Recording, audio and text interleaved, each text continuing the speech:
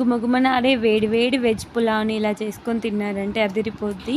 ఇదైతే చాలా చాలా టేస్టీగా ఉంటుంది. తప్పకుండా ట్రై చేయండి. ఫుల్ వీడియో వచ్చేసి నా ఛానల్ నేమ్ కింద ఉంటుంది, చూసేయండి. అలాగే ప్రాసెస్ అయితే చూసేద్దాం. పచ్చిమిర్చి, కారానికి సరిపడా కొత్తిమీర, పుదీనా, అలాగే ఆనియన్, కొద్దిగా కొబ్బరి, అల్లం వెల్లుల్లి పచ్చివి, అలాగే మసాలాలు వచ్చేసి చెక్క, లవంగం, సాజీరా, ఇలాచి వేసుకొని పేస్ట్ అయితే చేసుకోవాలి. వాటర్ వేసుకొని పేస్ట్ చేసుకున్న తర్వాత పులావ్ కోసం అయితే ఒక గిన్నెను పెట్టుకొని దానిలోకి బగారా ఆకు, అలాగే కొద్దిగా సాజీరా, కసూరి మేతి, బండ పువ్వు, బగారా పువ్వు వేసుకొని ఫ్రై అయిన తర్వాత మనం పేస్ట్ చేసి పెట్టుకున్నటువంటి మసాలా పేస్ట్ ని కూడా యాడ్ చేసుకొని ఆయిల్ పైకి వచ్చేలాగా ఫ్రై చేసుకోవాలి. ఆ తర్వాత వెజిటేబుల్స్ ఆలు, క్యారెట్, బీన్స్ తీసుకున్నాను. మీ దగ్గర ఉంటే బఠానీ అలాగే క్యాలీఫ్లవర్ కూడా యాడ్ చేసుకోవచ్చు. వీటిని ఒక 10 minutes పాటు ఆ మసాలా పేస్ట్ తో పాటు మగ్గించుకోవాలి. ఆ తర్వాత దీనిలోకి రైస్ కి సరిపడా వాటర్ అయితే వేసుకోవాలి. నేను 1/2 kg రైస్ తీసుకున్నాను.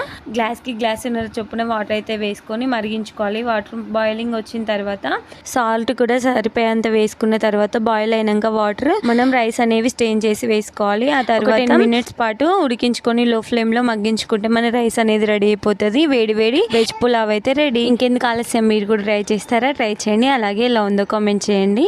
ఇంకెవరైనా నా ఛానల్ని ఫస్ట్ టైం చూస్తున్నట్లయితే please subscribe. Thank you for watching. Bye bye.